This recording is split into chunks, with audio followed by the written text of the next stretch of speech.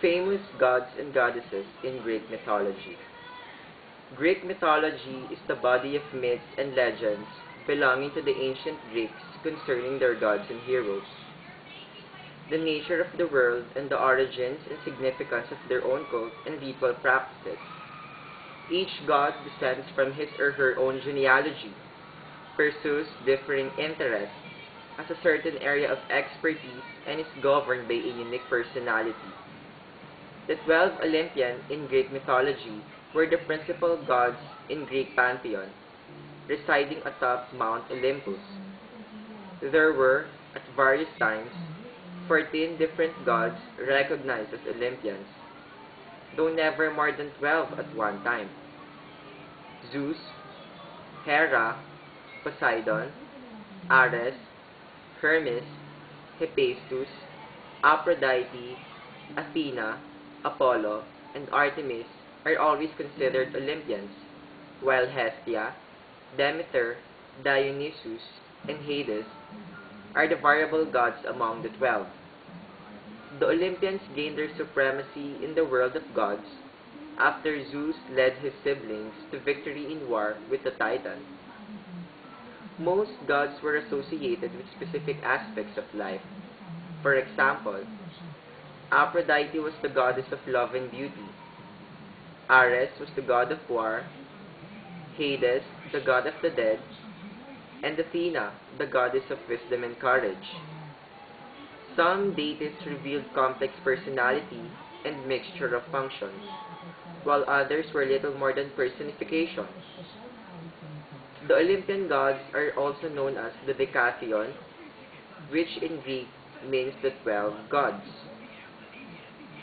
Aphrodite was born fully grown out of the foam, and she is an older generation than Zeus.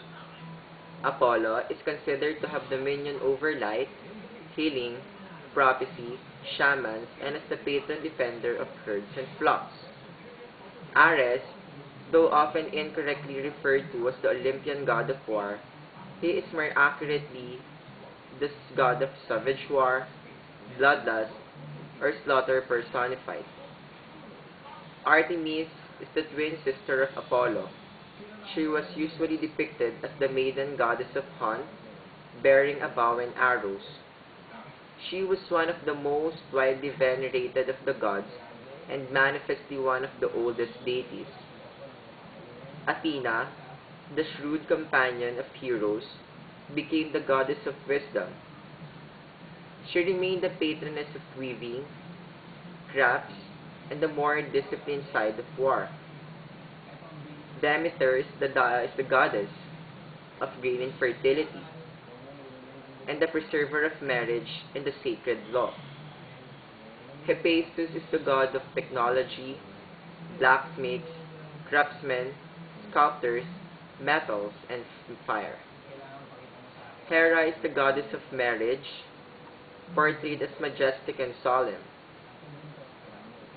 Hermes is the Olympian god of boundaries and of the travelers who cross them, of literature and of poets, and of the cunning of thieves and liars.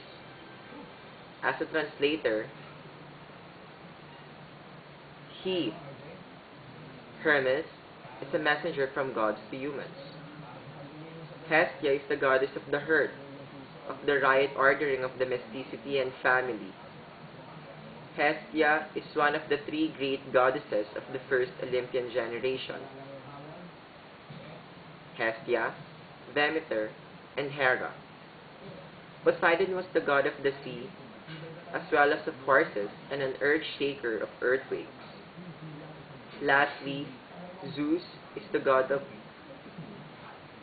sky and thunder, the ruler of Mount Olympus, and the king of the gods. The Olympian gods were the main deities in ancient Greece. All gods were associated with birth myths, but themselves were unaging. After overthrowing their ancestors, the Titans, the Olympian gods were the rulers of the cosmos and represented the civilization of the world. Greek gods and goddesses are one of the basic elements of Greek mythology.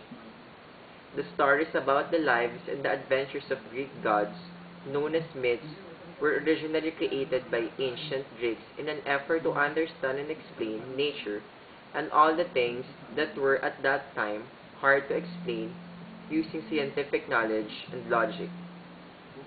These stories, the Greek myths, were spread around by travelers and storytellers, and they become part of the Greek oral poetic tradition.